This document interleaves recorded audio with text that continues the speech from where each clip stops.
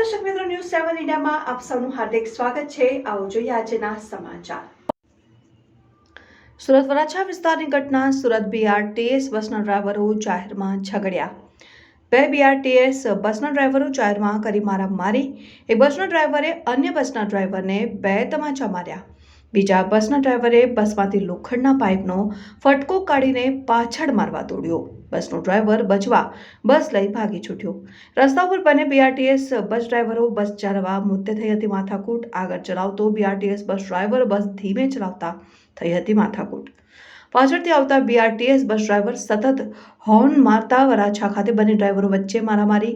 Varachha Surat super સ્ટોરની સામે જ રસ્તા વચ્ચે બસ ઊભી રાખી જાહેરમાં કરી બબાલ। બંને ડ્રાઈવરોની બબાલને લઈ લોકોમાં ભારે કુતૂહલ સર્જાયો। સોશિયલ મીડિયા ઉપર પણ મારામારીનો વિડીયો થયો વાયરલ।